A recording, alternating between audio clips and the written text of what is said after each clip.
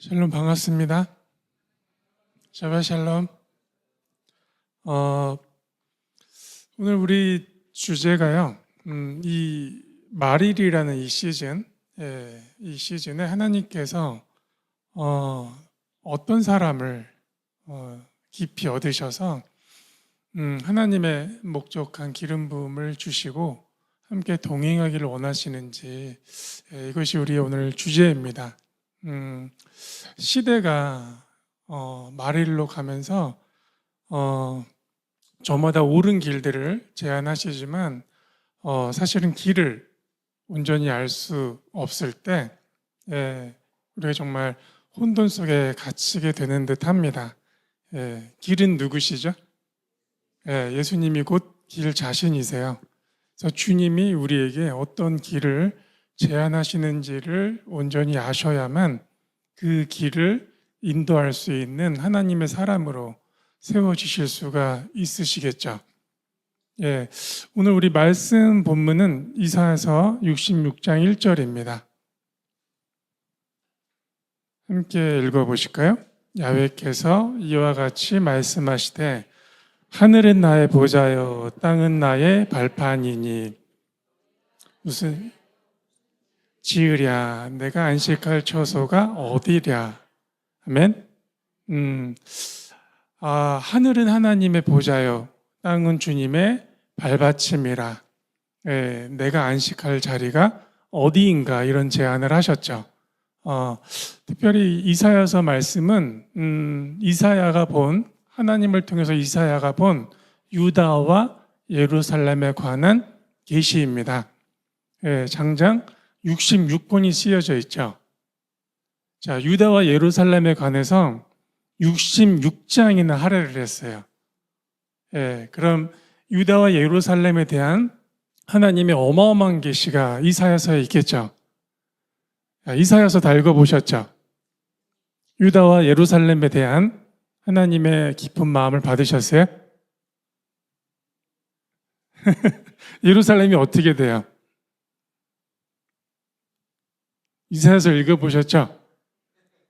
우리 오늘 한번 조금씩 살펴보실게요. 왜 그러냐면 분명히 이사야는 하나님의 선지자로서 하나님을 통해 유다와 예루살렘에 대한 계시를 깊이 받아서 기록해야 했고 우리에게 하나님의 말씀으로 우리 손에 돌아와 있어요. 그런데 말씀 주제 자체를 유다와 이스라엘, 예루살렘으로 이사야서를 보질 않아 버리면 그 속에서 다른 것만 봐요. 교훈을 볼 수도 있고 나의 필요를 볼 수도 있고 적용할 말씀을 볼 수도 있어요. 그러나 우리가 너무나 쉽게 봐야 되는 계시는 뭐냐면 유다는 뭐고 예루살렘은 뭐고 하나님은 그 이사야를 통해서 어떤 말씀을 하셨는가가 기본이죠.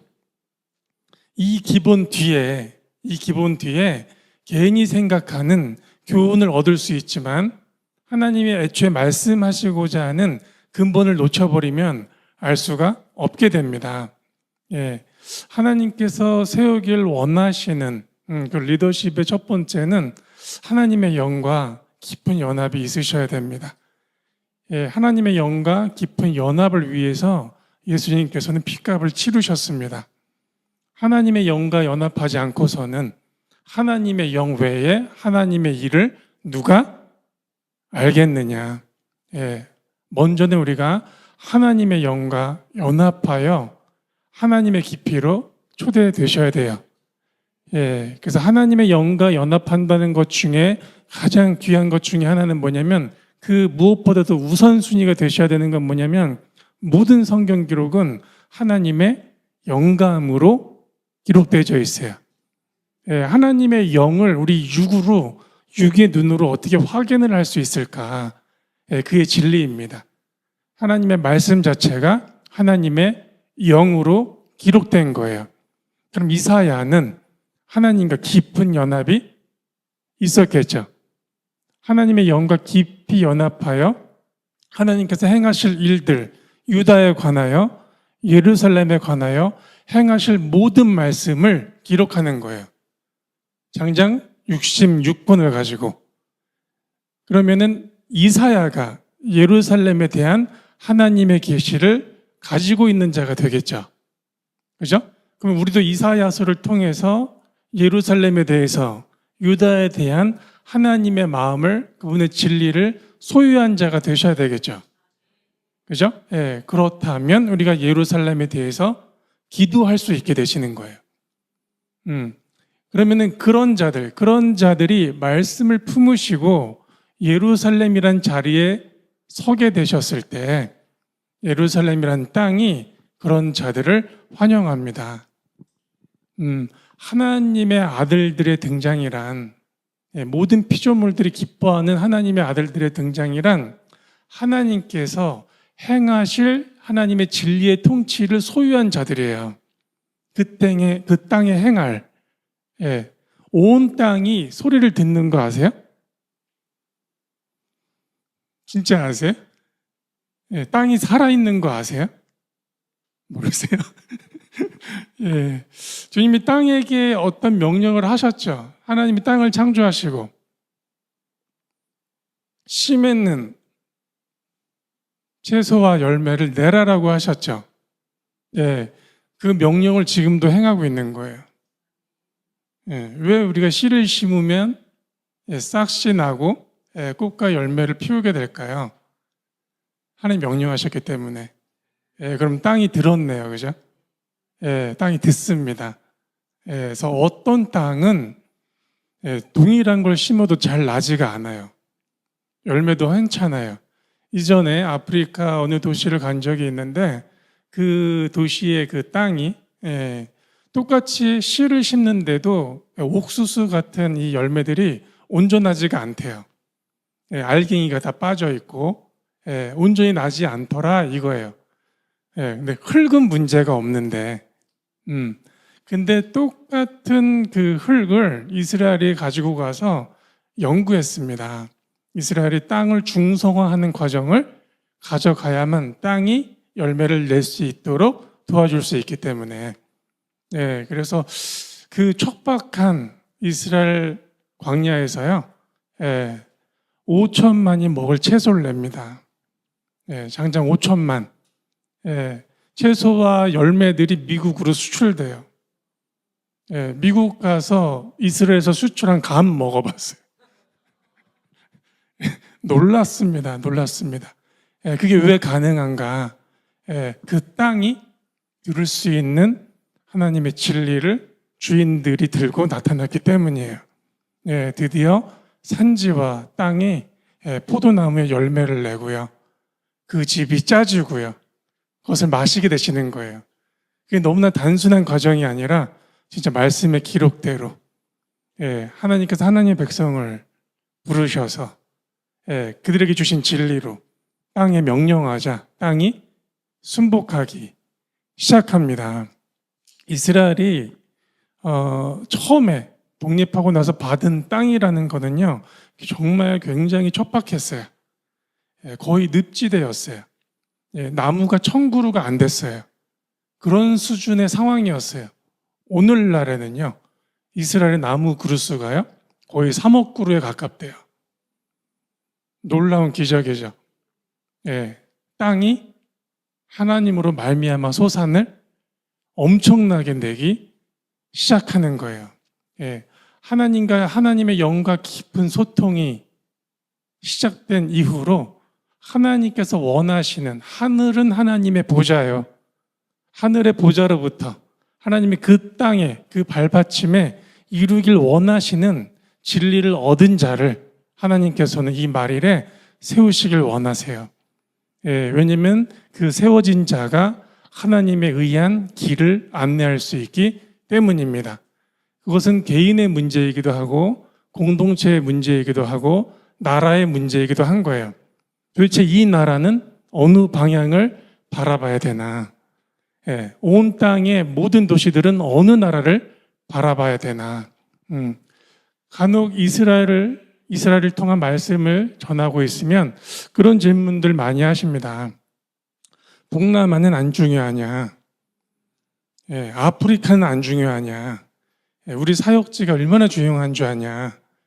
이스라엘만 신경 쓸 수 없다. 또 이스라엘이 맞는 거냐? 이런 얘기 정말 많이 하시거든요. 이스라엘의 영역을 또한 부류는 어느 한 파트로 이해를 하세요. 예, 그래서 이런 표현을 쓰세요. 이스라엘 하는 사람들. 예, 이스라엘 하는 사람들은 도대체 어떤 사람들? 이스라엘 한다는 건 도대체 무슨 말인지 잘 못 알아듣겠는데, 예, 그런 식으로 나눕니다. 이스라엘을 그나마 긍정적인 케이스의 분들은 그래도 그들도 구원을 받아야지 하시는 분들이 있고, 혹 사역적 측면에서 구원의 차원에서 좀 얘기를 나눠보면 타국, 다른 나라들도 그 나라만큼 중요하다라고 얘기를 합니다. 모든 선교지, 온 땅이 하나님으로 말미암아 생명이 회복됨에 있어서 덜 중요하다거나, 그죠? 등한시된다라는 표현이 아닙니다. 땅에 대한 하나님의 경륜이 있기 때문이에요. 그죠? 땅에 대한 하나님의 경륜. 무슨 말이냐면, 대한민국 하면 제일 중요한 자리가 어디겠어요? 땅 중에는, 도시가. 네? 서울이겠죠. 그죠? 각 나라의 수도가 제일 중요하죠. 수도가 왜 중요해요? 땅값이 비싸서? 수도가 왜 중요해요? 그 땅이, 그죠?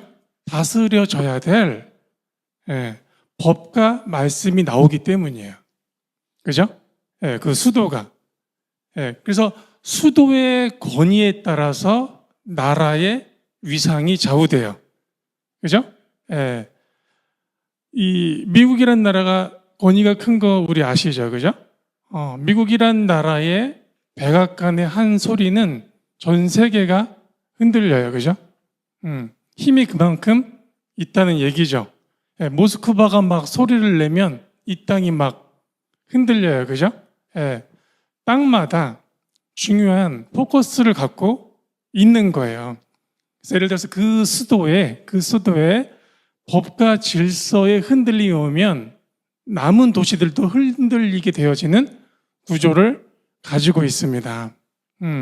우리가 대한민국에 산다면, 우리 오늘 서두에 말씀 올린 바와 같이 하늘의 하나님께서 이 땅에 대한 어떤 역사의 목적을 가지고 계신지를 이사야처럼 하나님으로부터 가지고 계셔야 돼요. 땅에 대한 하나님 목적을 아셔야 돼요.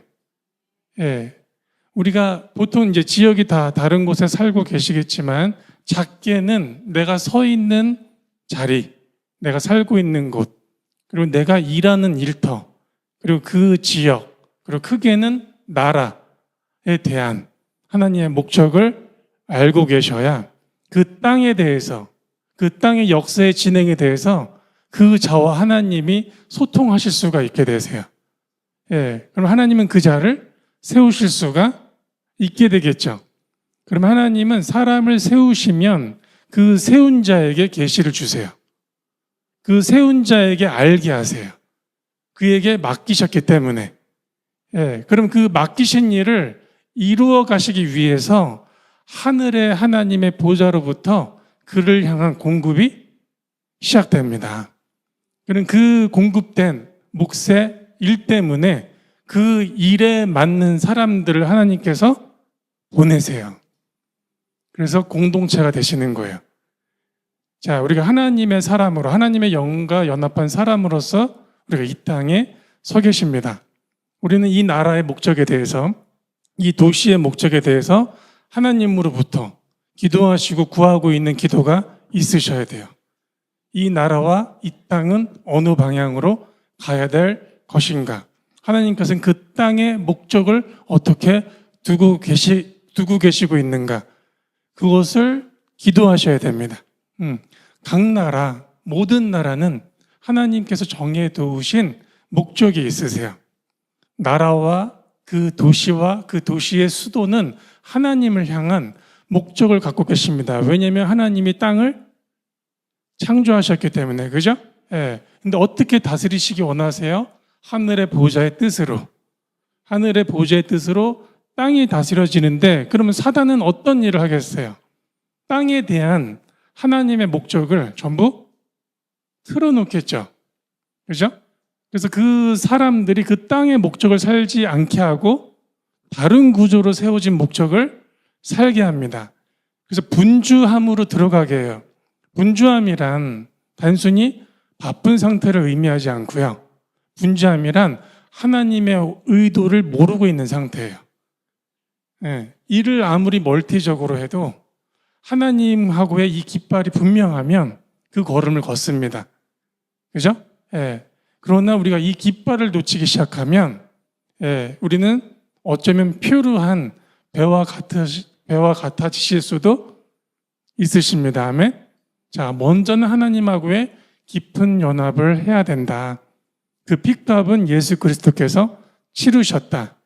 온 땅은 하나님이 창조한 그리스도의 발판으로서 보좌의 목적을 가지고 있다.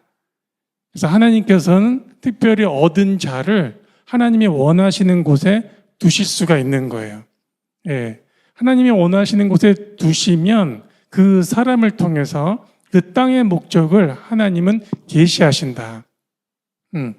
도대체 우리가 어떻게 가야 될지, 어떻게 살아야 될지 모르겠습니다 하기 전에 하나님이 나를 얻으시고 하나님 나를 살게 하시되 하나님의 길과 목적은 무엇인지를 먼저 물으셔야 돼요. 예. 그 상황에서 주님이 주님의 뜻을 실현하기 위해서 우리에게 연단적 삶을 허락하시거든요. 예. 이스라엘에 이제 랍비를 세우는 인도자들, 리더십의 기준이 있어요. 성품적 기준. 어떤 기준이 있냐면 우리가 그냥 감정으로 보자면 화라는 영역이 있다면 몇 가지 유형이 있습니다. 어떤 사람은 화를 빨리 받아요. 그죠? 빨리 화가 나요. 예. 그래서 이런 유형이에요. 빨리 화가 나고 빨리 푸는 유형. 예. 빨리 화가 나고 늦게 푸는 유형. 늦게 화가 나고 빨리 푸는 유형. 늦게 화가 나고 늦게 푸는 유형. 어느 유형이세요? 나는 어느 유형이세요?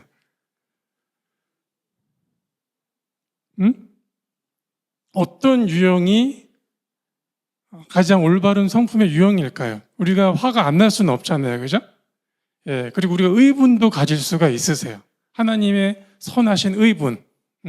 우리가 취해야 될 그 분노는 하나님의 의분이잖아요. 그죠?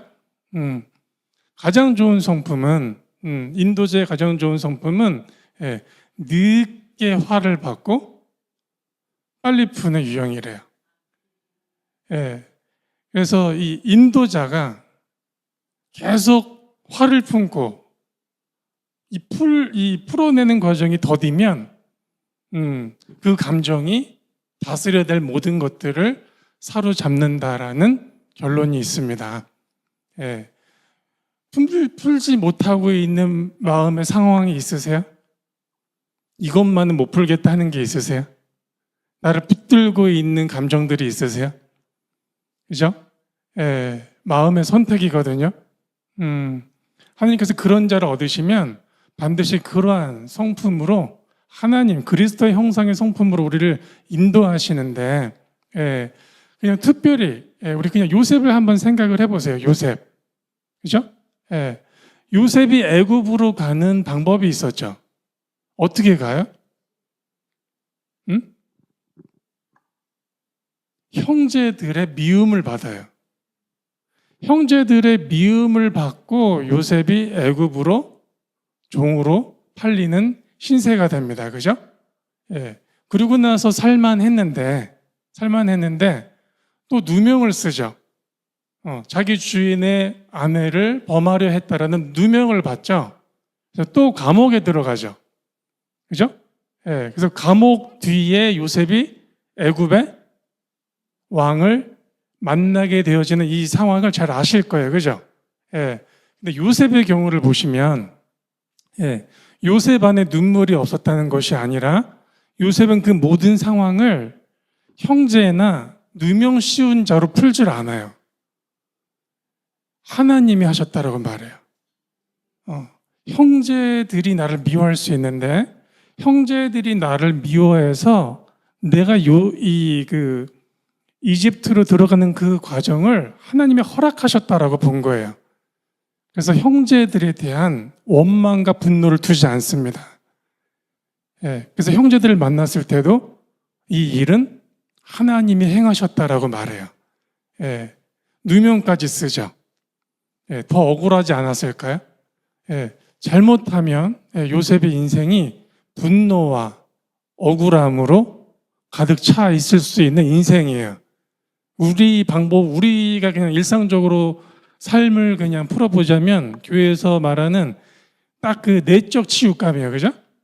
분노 쌓일 수 있고 원망 쌓일 수 있으니 비뚤어져 가는 어느 성품, 마음이 어려워지는 성품. 요셉의 과정은 요셉 자체가 뭐라고 이해했냐면 나를 하나님이 애굽으로 보낸 목적을 알았다 이거예요. 그 땅의 목적을. 그 땅으로 내가 가게 된 목적은 무엇이었냐면 당신들의 생명을 위하여. 그래서 내가 갔다라는 거예요. 그래서 그 하나님을 위한 하나님이 그 땅에 둔 그 목적을 요셉이 살아납니다.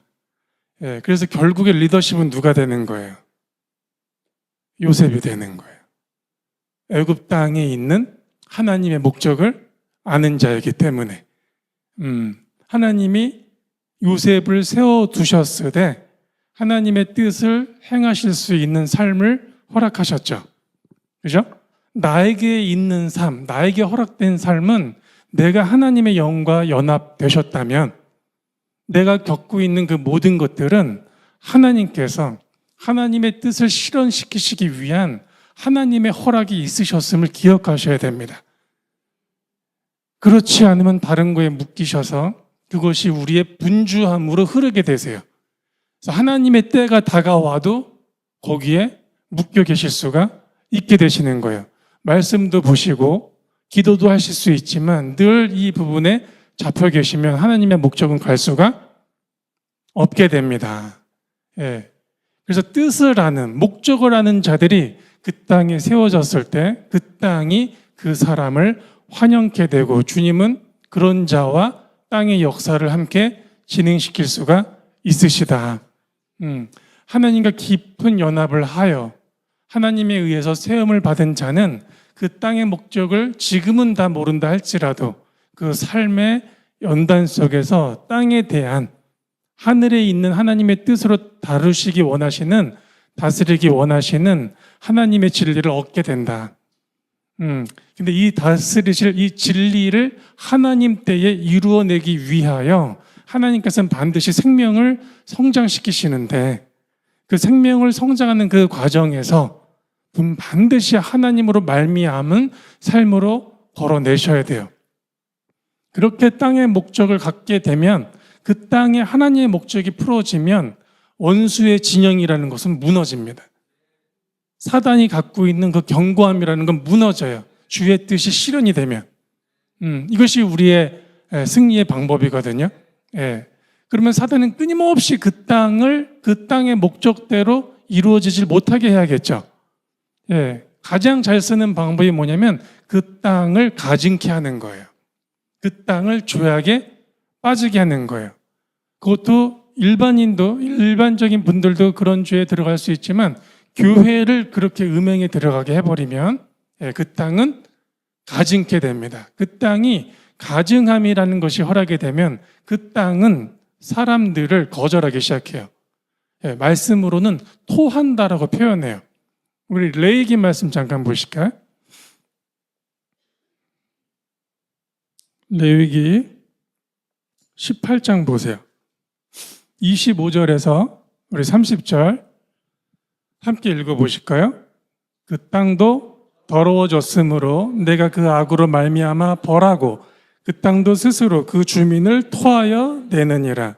그러므로 너희 곧 너희의 동족이나 혹은 너희 중에 거류하는 거류민이나 내 규례와 내 법도를 지키고 이런 가증한 일에 하나라도 행하지 말라. 너의 전에 있던 그 땅 주민이 이 모든 가증한 일을 행하였고 그 땅도 더러워졌느니라. 너희도 더럽히면 그 땅이 너희가 있기 전 주민을 토함같이 너희를 토할까 하노라. 이 가증한 모든 일을 행하는 자는 그 백성 중에서 끊어지리라. 그러므로 너희는 내 명령을 지키고 너희가 들어가기 전에 행하던 가증한 풍속을 하나라 따름으로 스스로 더럽히지 말라. 나는 너희의 하나님 여호와이니라. 아멘. 레위기 18장의 하나님의 명령은 이스라엘 백성에게 애굽의 풍속을 따르지 마라. 가나안 땅의 이 풍속을 따르지 마라.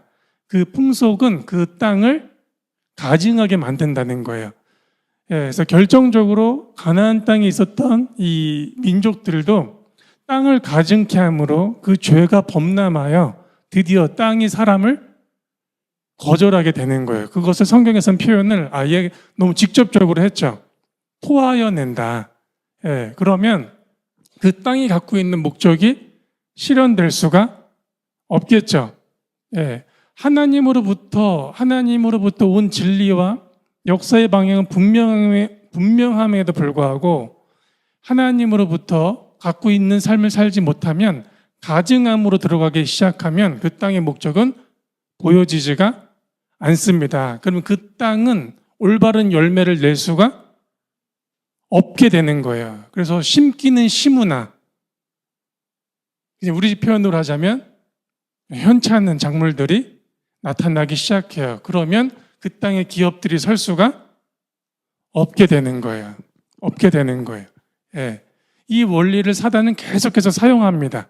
그래서 하나님께서 심판하실 수뿐이 없을 만큼 상황을 몰고 가죠. 그게 사단의 참소거든요.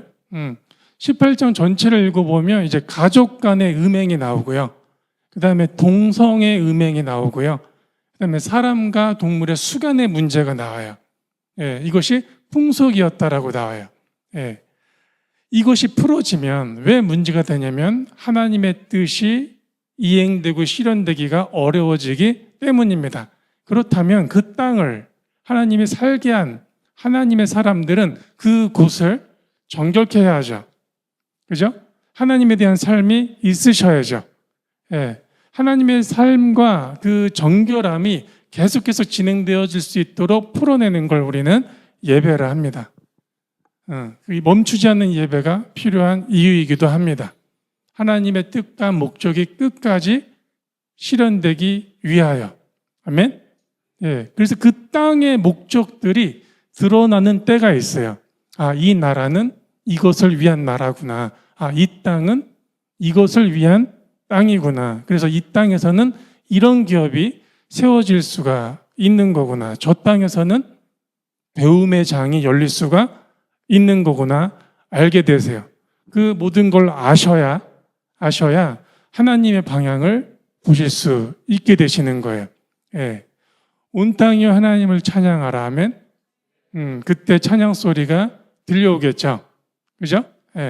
모든 땅은 그 나라의 수도가 모든 나라의 수도가 그 땅의 중심이 되어지듯이 온 땅을 향한 하나님의 스케일이 있으시죠? 자, 온 땅이 어떻게 나뉘어졌는지 잘 아시죠? 어느 나라를 기준으로? 이스라엘 가문의 가족의 자, 우리 신명기 말씀 다시 한번 보실까요? 신명기 32장 보세요. 자, 신명기 32장 8절 보실까요? 함께 있습니다. 지극히 높으신 자가 민족들에게 기업을 주실 때에 인종을 나누실 때에 이스라엘 자손의 수요대로 백성들의 경계를 정하셨도다. 아멘. 자, 온 땅이 어떤 구조로 되어 있어요? 이스라엘을 기준으로 그 백성의 수요대로 주님이 나눠 놓으셨죠. 자, 온 땅을 보실 때 땅의 중심을 어디를 보셔야 돼요? 그러니까 이스라엘을 보셔야 되는 거예요. 그럼 하나님이 일반적으로 우리가 땅을 다스리는 하나님의 뜻을 보지 못하게 하려면 땅의 중심을 흔들어 놓으면 되겠죠. 혹은 그 땅이 가증해지면 되겠죠. 그죠? 그러니까 우리 성경 말씀을 읽어보면 끊임없이 이 역사의 반복이란 말이에요. 예루살렘이라는 곳에 대표적으로 다윗 이후에 어떤 왕이 세워지죠? 다윗 이후에 솔로몬이라는 왕이 세워집니다. 그죠? 예. 솔로몬이 하늘의 지혜를 받았죠. 그죠? 그래서 하늘의 보좌로부터 흐르는 하나님의 지혜가 허락된 자가 솔로몬이에요. 그래서 그 솔로몬을 통해서 땅이 다스려지게 돼 있어요. 그죠? 그래서 하나님께서 솔로몬에게 허락하신 것이 지혜입니다. 지혜. 그러니까 지혜는 곧 하나님의 판결을 알게 되시는 거예요. 어디를 향한? 땅을 향한, 민족들을 향한. 그러면 이 다스림이 보여지지 않게 되려면 원수는 솔로몬을 어떻게 만들면 되겠어요? 오늘 레위기 말씀대로 하면 가증한 삶을 주면 되겠죠. 그죠? 예. 솔로몬이 어떤 행동까지 했는 줄 아시죠? 그의 말미에 몰록을 섬겨요. 인신제를 올린단 말이에요. 하나님이 제일 땅에 대해서 가증히 여기시는 음행이에요. 솔로몬이 그 뜻을 행하자 이스라엘이 어떻게 돼요? 통치가? 솔로몬 이후에 반으로 나눠지는 사건이 벌어집니다. 그래서 그 땅의 목적을 갈 수 없도록 하는 거예요. 우리가 세운 만큼 중요한 게 뭐냐면 하나님과 함께 끝까지 삶을 지켜내셔야 돼요. 이 피날레를 보시기 위하여. 아멘? 이것이 기준이라면 모든 통치가 부어지는 온 땅에 가장 중요한 통치가 부어지는 자리는 예루살렘이 되겠죠. 그죠? 저마다 강대국들이 자신의 수도에서 열국을 다스리길 원해요. 독일이란 나라가 그래봤죠. 세계를 제패하려고 해봤죠. 나중에 베를린이라는 도시를 한번 가보시면 그 도시가 세계의 수도가 되려고 하는 세팅을 했구나라는 걸 보실 수 있으세요. 세계를 흔들 만큼의 도시를 만들고 싶었구나 이런 흔적들이 여전히 남아있어요. 그것은 소련도 마찬가지였고요. 지금은 러시아가 됐지만 모든 나라는 그 나라의 중심에서 열국을 다스리길 원하는 세팅을 하게 됩니다. 그러나 하늘은 하나님의 보좌예요. 땅은 주님의 발받침으로써 하늘의 보좌에 의해서 땅은 다스려집니다. 근데 그 중심의 보좌를 주님은 예루살렘으로 두셨다면 워싱턴보다 더 중요한 자리가 예루살렘이 되어지는 거예요. 그런데 그 예루살렘에 대한 계시를 장장 66번이나 기록해놨고 스가랴서 마찬가지고요. 예레미야서 마찬가지고요. 이 선지자들의 모든 글이 그 뜻, 이루길 원하는 그 중심적 말씀이 가득 차 있음에도 불구하고 우리가 보질 못하도록 만들어놨어요. 거기만 중요하냐라고 만들어놨어요. 이 나라는 더 덜 중요하냐라고 만들어놨어요. 그죠? 온 땅 모든 민족은 하나님께서는 차별함 없이 사랑하시되 다스려내시는 경륜이라는 방법이라는 것이 있으신 거예요. 그 중심이 흔들려 버리면 열국의 질서가 흔들리기 때문에 어느 장소의 선교지가 안 중요하다는 것이 아니라 하나님의 생명, 그리스도로 말미암아 하나님의 생명이 풀어진과 동시에 땅의 목적을 알고 그 도시의 목적을 알고 그 도시가 최종적으로 어느 나라, 어느 도시를 봐야 되는지를 가르치셔야 되는 거예요. 예루살렘을 향한 생명이 회복된 이후로 하나님은 어떤 길을 우리에게 보이실 것인가? 당장 우리에게 제일 중요한 문제가 뭐냐면 믿는 이들이라면 주님의 오심이 문제죠. 주님의 다시 오심이 문제죠. 그죠? 요한은 분명히 그리고 마태는 분명히 주님이 예루살렘으로 오신다는 거예요. 예루살렘으로. 자, 예루살렘이란 도시의 뜻이 있겠죠. 예루살렘이란 이름의 뜻이 뭐예요? 예루샬롬이죠. 오늘 우리 샬롬 하셨죠? 자, 샬롬의 뜻은 뭐예요? 평화? 보통은 예루살렘 그러면 평화의 도시 이렇게 설명하시죠. 샬롬, 샬라임에서 왔기 때문이에요. 샬롬이란 이 단어는 평화라는 이 단어는 단순히 분쟁이 없는 이런 뜻이 아니에요. 이 뜻만 있는 것이 아니에요. 예. 샬롬이라는 이 뜻은 완전함이라는 단어에서 와요. 완전함. 예. 그래서 어떤 것이 완전한 것이냐면 하나님의 의도대로 그대로 완성됐을 때, 하나님께서 계획하시고 말씀하신 것이 하나님의 때에 그분이 보시기에 좋으실 만큼 그분의 계획대로 완전히 완성될 때, 그 순간을 샬롬이라고 그래요. 완전히 완성하셨기 때문에 원수의 분쟁이 멈춰지겠죠. 그래서 전쟁이 끝나는 거예요. 아멘. 자, 하나님께서 나를 향한, 우리 공동체를 향한, 브레드 TV를 향한, 예배팀을 향한 하나님의 뜻이 온전하게 완성이 돼버리면 내 안의 전쟁은 끝나요. 그분의 뜻이 완성됐기 때문에. 그래서 내 안에 갈등이 있고 분노가 있고 싸움이 있으시다면 분노와 싸우기 전에 나를 향하신 그의 진리가 완성되기를 구하셔야 돼요. 그래서 우리가 서로를 바라보시면서 샬롬이라고 인사하시는 거예요. 샬롬 하면 하나님이 갖고 계신, 하나님 당신을 창조하신 보좌의 뜻이 그대로 이루어질 것을 축복합니다. 이런 뜻이에요. 예. 근데 그것을 예루살렘이라는 도시는 그 이름을 가지고 있어요. 예루라는 단어는 도시라는 뜻도 있지만 야레이라는 단어에서 왔기 때문에 가르치다. 가르치라는 뜻을 갖고 있어요. 그러면 하나님께서 예루살렘은 뭐 하는 도시냐면 하나님의 분명하고 완성될 그 계획이 무엇인지를 끊임없이 가르치는 도시가 예루살렘이에요. 예루살렘의 평안을 위하여 기도하라. 예루살렘의 평안을 위해서 기도하는 자는 어떻게 된대요?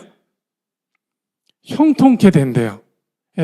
그럼 우리는 이 말씀을 이렇게 풀 수도 있는 거예요. 아, 내가 거기를 안 구해가지고 지금 덜 형통한가? 내가 형통하려면 이스라엘을 봐야 되나? 보통 이제 이렇게 접근들 하시거든요.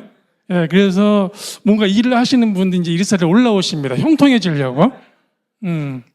자, 말씀 그대로 우리 적용을 해보시자면, 예루살렘의 평안을 구한다는 것 자체가 하나님께서 그 도시, 그 땅을 창조하신 이래로 하나님의 목적과 뜻대로 그분의 진리가 그대로 이루어질 것을 구하는 자는 그의 삶도 그와 같을지어다 이 말이에요. 그게 그분의 형통이세요. 근데 하나님은 영원하시죠? 영원한 형통을 주겠다는 거예요. 아멘? 이 도시가 그러니까 얼마나 중요해요. 그죠? 우리 이사야서 2장 보실까요? 1절에서 4절 보십니다. 함께 읽어보실까요? 아모스의 아들 이사야가 받은 바 유대와 예루살렘에 관한 말씀이라. 말일에 여호와의 전에 산이 모든 산 꼭대기에 굳게 설 것이요 모든 작은 산 위에 뛰어나리니 만방이 그리로 모여들 것이라. 많은 백성이 가며 이르기를 오라 우리가 하나님의 산에 오르며 야곱의 하나님의 전에 이르자. 그가 그의 길을 우리에게 가르치실 것이라. 우리가 그 길로 행하리라 하리니 이는 토라가 시온으로부터 나올 것이요 여호와의 말씀이 예루살렘으로부터 나올 것임이니라. 그가 열방 사이에 판단하시며 많은 백성을 판결하시리니 무리가 그들의 칼을 쳐서 보습을 만들고 그들의 창을 쳐서 낫을 만들 것이며 이 나라와 저 나라가 다시는 칼을 들고 서로 치지 아니하며 다시는 전쟁을 연습하지 아니하리라. 아멘. 그러니까 끊임없이 원수는 이스라엘의 갈등을 조장하겠죠. 그죠? 계속 이 싸움을 조장하겠죠. 하나님의 분명하고 온전한 뜻이 그 땅에 풀어지지 않도록. 지금 이사야서 2장 읽으셨는데 저게 어떤 장면이에요? 오라 우리가 여호와의 산에 오르자 하는 이 순간은 어느 순간이에요? 지금 어떤 장면을 지금 이사야가 기록하고 있는 거예요? 찬양도 하셨죠? 오라 우리가 이거 찬양도 하셨죠? 그죠? 그러면 기억해 보셔야 돼요. 이 순간은 이 순간은 예수님이 좌정하신 순간이에요. 예루살렘에. 예. 이사야 2장 시작하면서 먼저 주님의 재림이 나오고 있어요. 이사야 2장에. 그죠? 만방이 그리로 오리라죠. 만국이 산 중에 가장 거룩하고 높은 여호와의 그 산을 오르리라고 기록되어 있어요. 이 말씀은 스가랴서 14장에도 나와요.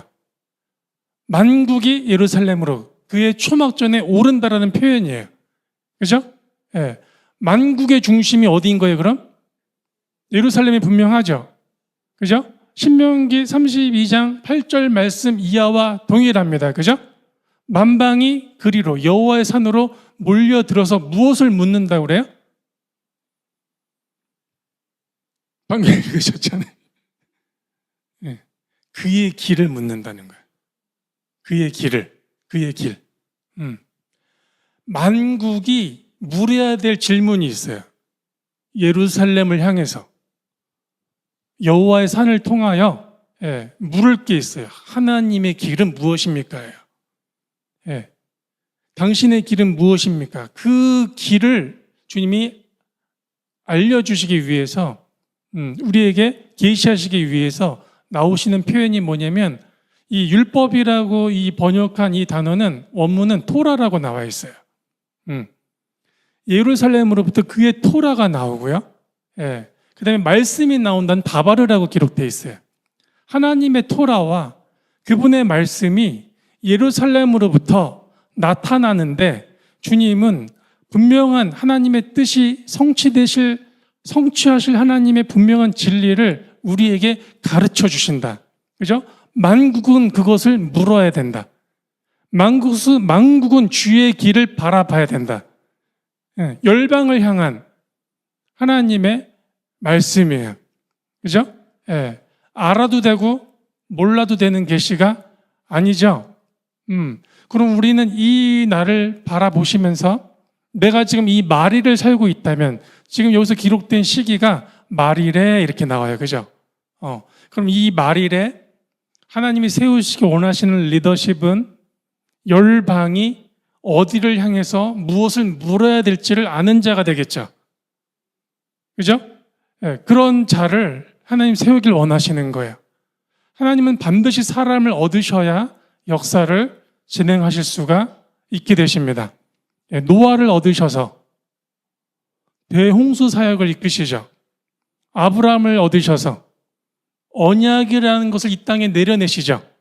다윗을 얻으셔서 분명하고 선하신 하나님의 뜻을 끝까지 기록하고 예배하고 다스리게 하시죠. 그죠?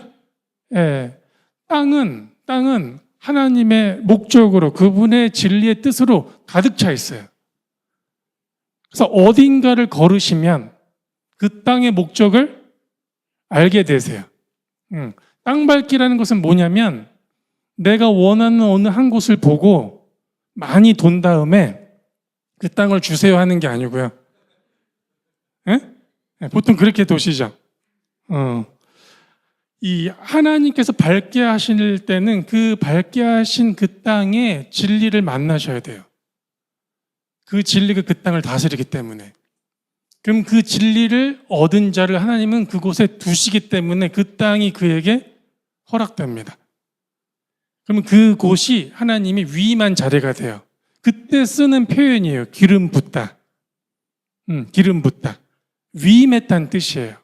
하나님이 그에게 무게를 두고 계시다는 표현이에요. 절대로 하나님을 먼저 육신으로 알려고 하지 마세요. 하나님은 영이시라, 아멘. 하나님은 사랑이시라, 아멘.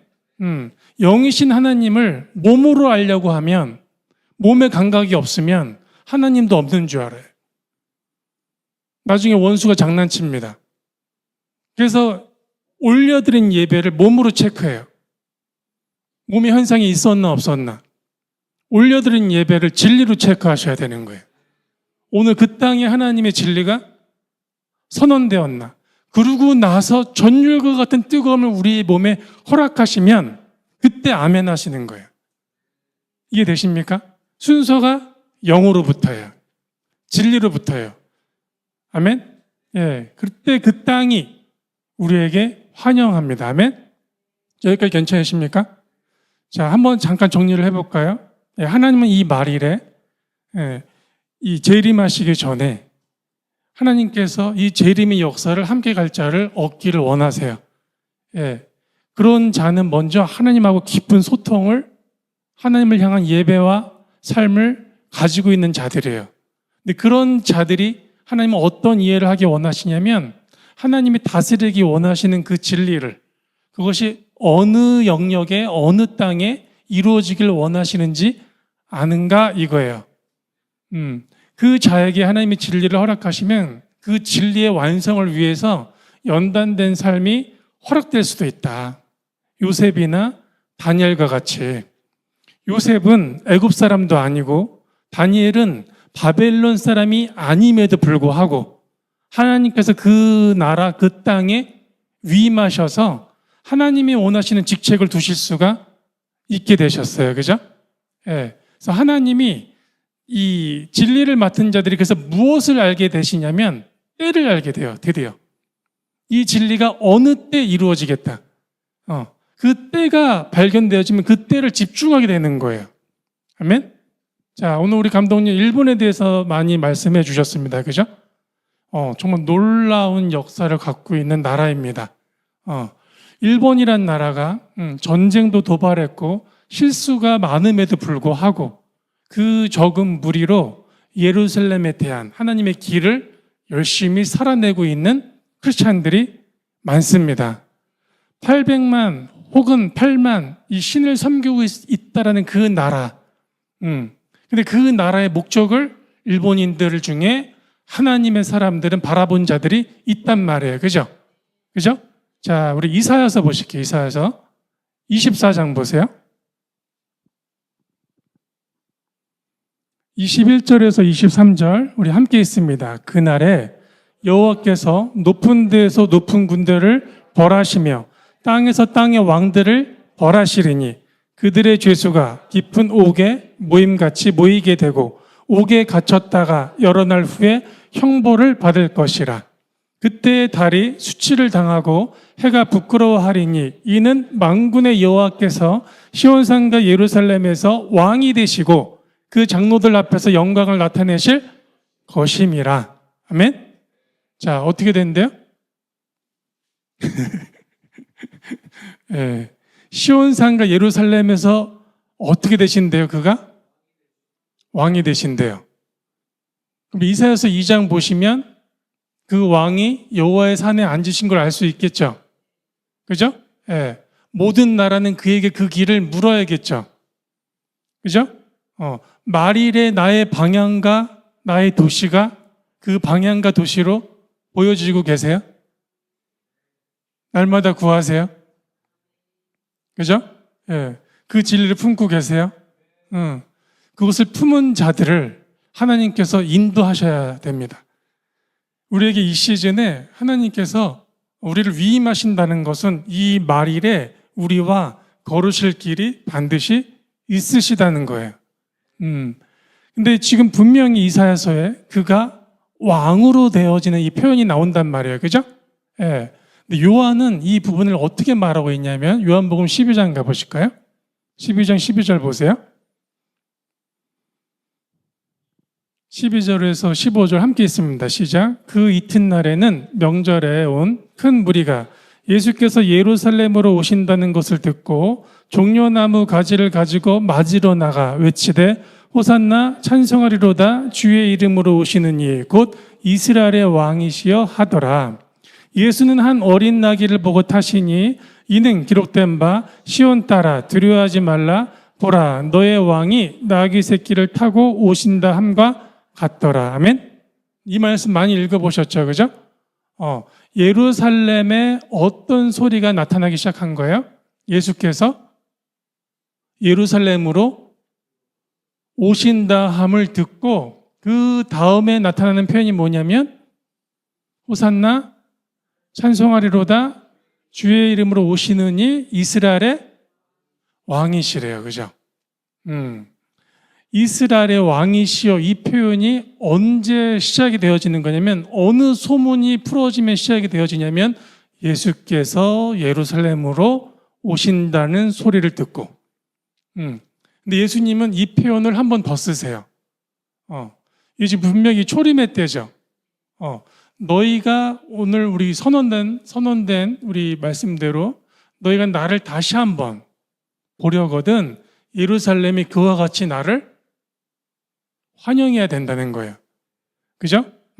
그럼 우리가 초림의 때에 예루살렘으로 오신다는 소리를 듣고 예루살렘이 이스라엘의 왕이시여라고 외쳤어요. 그죠? 그럼 이 말일에 이 소리가 다시 한번 들리겠죠. 예수께서 예루살렘으로 오십니다라는 이 표현이. 그죠? 그럼 우리 안에 있어야 되는 정체성이 뭐예요? 그는 이스라엘의 왕이시다는 거죠. 그죠? 예. 근데 지금 이 말씀은 어느 본문을 인용하고 있어요. 나귀를 타는 장면에서. 구약의 어느 말씀을 인용하고 있어요. 어떤 말씀이냐면, 혹시 아세요? 주석이 있는데 우리 스가랴서 함께 보실까요? 9장 9절이죠. 스가랴서 9장 9절에서 13절 이 말씀을 푼 거예요. 지금 요한이. 자, 함께 있습니다. 시온에 따라 크게 기뻐할지어다. 예루살렘에 따라 즐거이 부를지어다. 보라 내 왕이 내게 임하셨나니 그는 공의로우시며 구원을 베푸시며 겸손하셔서 나귀를 타시나니 나귀의 작은 거 곧 나귀 새끼니라. 내가 에브라임의 병거와 예루살렘의 말을 끊겠고 전쟁하는 활도 끊으리니 그가 이방 사람에게 샬롬을 전할 것이요 그의 통치는 바다에서 바다까지 이르고 유브라데 강에서 땅끝까지 이르리라. 또 너로 말할진대 내 언약의 피로 말미암아 내가 내 갇힌 자들을 물 없는 구덩이에서 놓았나니 같이 있으나 소망을 품은 자들아 너희는 요새로 돌아올지라 내가 오늘도 이르노라 내가 내게 갑절이나 갚을 것이라. 내가 유다를 당긴 활로 삼고 에브라임을 끼운 화살로 삼았으니 시온아 내가 내 자식들을 일으켜 헬라 자식들을 치게 하며 너를 용사의 칼과 같게 하리라. 아멘. 이 말씀을 지금 요한이 요한복음 12장에서 풀어주고 있는 거예요. 주님이 왜 나귀 새끼를 탔는지 아시겠죠? 그죠? 나귀 새끼를 탄다는 것은 하나님이 지금 어떤 역사를 시작하시는 거예요. 굉장히 큰 사인이에요. 나귀 새끼를 탄다는 것은 하나님의 어떤 프로세스가 그때부터 스타트가 되는 거예요. 그 스타트가 무엇인지 스가랴서를 보시면 나귀 새끼를 탄과 동시에 어느 것에 대한 계시가 열리는 것이냐면 그는 시온의 왕이시며 바다에서 바다까지 유브라에서 땅끝까지 왕이시다라는 표현이에요. 하나님께서 이스라엘 왕으로 임하시는데 그 임하심을 위한 첫 번째 하나님께서 오신 그 목적은 우리의 죄 사함을 근본으로 갖고 계시되, 그죠? 우리의 죄 사함을 근본으로 갖고 계시되 하나님께서 왕으로서 땅을 그의 진리대로 이루시기 위해서 얻으셔야 돼요. 그죠? 그죠? 그럼 그 온 땅이 주님에게로 되돌이켜지는 그 시작이 언제일까? 그가 나귀 새끼를 타실 때예요. 하나님이 나귀 새끼를 타실 때 그럼 우리가 알게 되셔야 되는 이 진리는 뭐냐면 하나님의 통치가 바다에서 바다까지, 아멘, 유브라에서 땅끝까지 풀어진다는 거예요. 그죠? 그럼 원수가 이걸 알겠죠? 그러면 바다를 온전히 두질 않겠죠? 유브라데를 온전히 두질 않겠죠? 예. 오늘 유브라데 이 강의 근원, 유프라 강의 근원이 어딘 줄 아세요? 유프라테스 강. 터키입니다. 말일의 분쟁의 사이즈가 가장 크게 어서 일어날 가능성이 있는 거예요, 그럼? 보이세요? 네, 오늘 이제 그 부분을 다루는 날이 아니니까. 자, 이해를 해보자는 거예요. 그죠? 그러면 일본 같은 날은 바다에서 바다까지의 섬 나라로서, 오늘 우리 이사야서 24장에서 읽진 않았지만 바다의 섬 끝들로부터 이스라엘 하나님을 찬양하는 소리가 들려온다는 표현이 나와요. 우리 번역으로는 동방으로 번역을 해놨는데 이사야 24장 15절을 동방에서 그 다음에 바다, 섬들로부터 이스라엘 하나님의 찬양 소리가 들려온다. 이거를 그냥 동방, 동쪽, 한국 이렇게 해서 해석하시면 안 돼요. 원문에는 불꽃으로 나와 있어요. 오르라는 빛이라는 단어예요. 그래서 이스라엘이 불 가운데서도 섬의 유배를 끌려갔어도 하나님을 찬양한다는 소리예요, 사실은. 근데 일본이라는 나라가 그걸 알았죠. 예, 그래서 홀로코스트를 피해서, 독일의 눈을 피해서 도망쳐 나오는 자들을, 그죠? 받아낼 수가 있는 거예요. 하나님께서 지금 우리 감독님이 앞서서 말씀하신 그 대사는요, 어려서부터 길러내요, 그를. 러시아어를 공부하게 시켜요. 그래서 리투아니아 대사가 되는 거예요. 예. 그래서 자기가 왜 이 리투아니아 대사가 됐는지 그때 압니다. 백성의 생명을 위하여. 예, 백성의 생명을 위하여. 그래서 나중에는 도장을 찍어주다가, 이 도장을 찍어주다가 일본과 독일의 관계가 있으니 찍질 못하게 해요. 그래서 박탈을 시켜요. 대사관은 이 자격을 박탈을 시킵니다. 그래서 도장과 이 찍어낼 수 있는 그 잉크를 던져줘요. 그러고 찍고 다 도망쳐 온 거예요. 나중에 이 사람을 찾습니다. 이스라엘이 독립하고 나서. 이 사람 별명이 동양의 그 쉰들러예요. 별명 자체가. 이 사람을 찾습니다. 찾아서 어떻게 해주냐면 우리로 인해서 어려움을 겪은 그 모든 것을 우리가 도와주겠다라고 찾아요. 그때 이제 이스라엘 대사가 그분을 찾으셨을 거 아니에요. 그죠? 그때 그 대사가 고백을 했단 말이에요. 내가 리투아니아에서 도망쳐 온 사람이라고. 당신이 도장을 찍어줘서. 그래서 이 가족이 예루살렘으로 초대돼요. 성대한 이 축하를, 이 축복을 해줬어요. 자, 일본이지만, 그죠? 중동의 중심의 이스라엘의 보좌에 하나님을 이들이 어떻게 섬겨야 될지 아는 자들을 미리 얻기도 했단 말이에요. 저 나라가 견디는 이유입니다. 오늘에까지 그 역사가 흐르고 있단 말이에요. 각 나라와 모든 땅은, 모든 기업은 목적이 있대. 그 최종 목적은 예루살렘 하나님의 보좌를 향하는 거예요. 그의 길, 그의 가르침을 받아내기 위하여. 근데 앞서서 우리가 그것을 아시고 계시다면 거기에 따른 모든 진리를 우리 안에 반복적으로 새기셔야 언제 하나님의 그 말씀을 이루실 줄을 알아 그의 때를 알게 되세요. 그래야 삶의 방향을 잃어버리지 않게 되십니다. 하나님을 잘 믿어서 기업이 세워진다기보다 하나님의 역사를 완성하는 진리를 받아내야 이 기업이 완전해야 된다는 걸 그때 알아요. 반대순이에요. 우리의 기업이 버텨야 되는 이유는 하나님의 진리를 완성하기 위해서입니다로 가셔야 되는 거예요. 아멘? 그래서 사이즈를 정하지 않는단 말이에요, 기업이. 올해 목표는 뭐 1,000만 원입니다. 올해 목표는 1억입니다. 정하지 않고 진리의 완성만큼 부어주십시오라고 구하셔야 돼요. 아멘? 우리가 건재하는 이유이기 때문에 그것으로 세대를 블레싱 해주셔야 돼요. 그 길과 그 생각으로 자라날 수 있도록. 그때 하나님이 부어내실 수 있는 것, 그것이 지혜라는 단어란 말이에요. 만일에 하나님께서는 아브라함의 때와 같이 아브라함의 가문들 가운데 하나님과 함께 진리의 역사를 걸을 자들을 찾고 계세요. 우리 교회는 어려운 소식들만 더 많이 들려옵니다. 분명히 그 어려움은 겪어질 수 있으나 하나님께서는 그분의 진리를 이루시기 위하여 하늘의 공급을 허락하세요. 하늘의 공급을 만나시는 때예요. 하늘의 공급을. 같은 목적과 뜻으로 한 방향을 보는 자들을 하나님은 공동체적으로 연합하십니다. 나와 당신의 의견이 맞으니 우리 함께 합시다. 이런 것이 아니고요.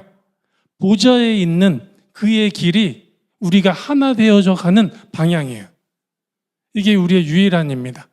그러니 이 말일이 됐으니 각 나라의 왕들을 심판하시는 하나님, 하늘의 군대를 판결하셔서 심판하시는 그 하나님의 마지막 이 역사에 대해서 우리가 서 계시는 모든 곳, 내 위치에서 먼저는 하나님께서 맡겨주신 그 디자인대로의 데스티니를 살아내고 있는지, 나는 나에게 속한 그 땅의 목적을 알아 시인하며 기도해내고 있는지, 이 모든 열매들은 어디를 바라봐야 되는지, 그 바라본 그 나라의 중심은 하나님이 어떤 길을 우리에게 제안하고 있으신지를 보실 수 있으셔야 하나님의 리더십의 역량이 나올 수가 있게 되십니다. 이 길은 반드시 그 영광스러운 하나님을 만나는 그 순간을 보시게 되실 거예요. 예. 모든 이 땅에 일어나는 그 모든 일들이 주님의 오심을 가리키고 있습니다. 지금까지 등한시하고 몰랐다 할지라도요, 하나님의 사람이라면, 예수님을 내 신랑이라고 고백을 하는 자라면 그가 오시는 문제가 제일 중요해야 돼요. 언제 어디로 어떻게 오실지 날은 모르지만 우리가 때는 알 수 있습니다. 그래서 그분의 길과 그분의 이루실 일을 우리가 어떻게 쥐고 살아내고 있는지에 대해서 분명히 하셔야 돼요. 구체적이셔야 돼요. 어렴풋하면 안 돼요. 아멘? 반복적으로 새겨지고 계셔야 그 진리가 나를 달리게 하실 수 있기 때문에 내 삶에 있어서 우리의 삶이 때로는 정말로 힘듦 가운데, 여러 상황 가운데, 또 나라의 어려움 가운데 놓여질 수 있음에도 불구하고 모든 것을 하나님으로 말미암아 해석할 수 있는 힘이 생겨지시기를 축복하고 권면합니다. 그 권면 속에서 하나님께서 다시 되찾아 주셔서 회복해 놓으신 이 새로운 피조물, 하나님께서 다시 우리를 되창조해 주신 그 생명이 장성한 분량으로 세워지길 축복합니다. 그 생명 위에 하나님께서는 우리를 위임하시고 땅을 다스리는 그 역사를 함께 진행하기를 원하시고 있기 때문에 온 땅은 각 나라의 목적이 있고 그 도시에 뜻이 있기에 중요하되, 그마저도 사실은 하나님으로부터 우리에게 내려오는 거죠. 그죠? 그 나라의 도시, 그 도시에 세워진 모든 자들은 이 말일에 주님과 주님의 목적과 그분의 길을 보실 수 있으셔야 됩니다. 그래야만 우리가 그 방향을 향해서 우리도 하나님을 향할 수 있는 그 길을 제안할 수가 있게 되세요. 그것이 품어진 상태에서의 우리의 모든 포지션에서 하나님과 함께 걸어낼 수 있는 리더와 리더십, 그 역량이 세워지길 축복합니다. 여기까지 괜찮으십니까? 자, 우리 한번 다시 정리합니다. 정말 중요한 시즌이 됐습니다. 2026년이 되면서 정말 하루가 다르게 뉴스가 어마어마하게 쏟아지고 있고요. 진짜 방향을 잃어서 모르겠다 하시는 분들도 많아지시는 것 같아요. 이제 좀 기도도 지친다 하시는 분들도 생겨질 수 있으실 것 같아요. 그럼에도 불구하고 하나님과 함께 이 말을, 그 역사를 동행하시고자 하시는 분들은 나를 얻으신 이께서 나의 삶을 주관하신다는 거 분명히 믿으셨으면 좋겠고요. 내가 무엇을 겪으셨던 그 겪어진 일들은 나의 생명을 위한 것이다. 근데 그 생명은 나에게 위임하실, 하나님께서 위임하실 권위와도 같다.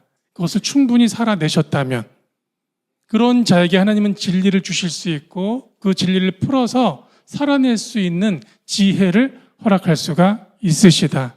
이 말일에 하나님이 제안하시는 그 방향과 예루살렘의 그 중요성과 뜻을 이해하지 못하면 우리가 하나님을 믿을 수는 있으나 동행함에 있어서 그 방향은 크게 놓칠 수가 있으니 지금껏 우리가 그것을 보지 못하고 등한시한다 했을지라도 혹은 내가 안다 하고 있을지라도 새겨진 진리를 다시 한번 깊게 새기시는 귀한 시즌 되기를 축복합니다.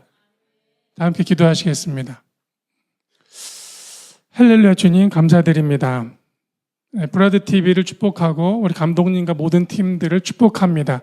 이 말일에 마지막 표대를 세우고 계시는 그 예루살렘, 모든 산 위에 가장 높고 거룩히 세우실 주의 그 산에 주께서 앉으실 그 날을 저희가 바라봅니다. 그 나라와 그 날을 위하여 모든 걸 다하고 있는 이 공동체에게 하나님 위로부터 나타난 주의 진리를 내려주시고 함께하고 있는 모든 이들에게 하늘의 공급이 있기를 축복하며 그 방향과 함께 구하고 기도하는 모든 성도들에게 하나님 이 말일에 특별히 일하여 주시옵소서. 아버지, 오늘 우리가 우리의 모든 성품이 하나님의 성품을 담기 원합니다. 다른 성품으로 주님의 일이 그르치거나 막히는 일 없게 하여 주옵시고 우리로 하여금 다스릴 땅의 목적, 진리를 알게 하사 그것이 우리의 권위가 되게 하여 주시옵소서. 우리의 다음 세대들에게 그와 같은 귀한 진리와 하나님의 위임하실 거룩한 시기가 있기를 축복합니다. 일하실 하나님을 찬양합니다. 예수 이름으로 기도드렸습니다.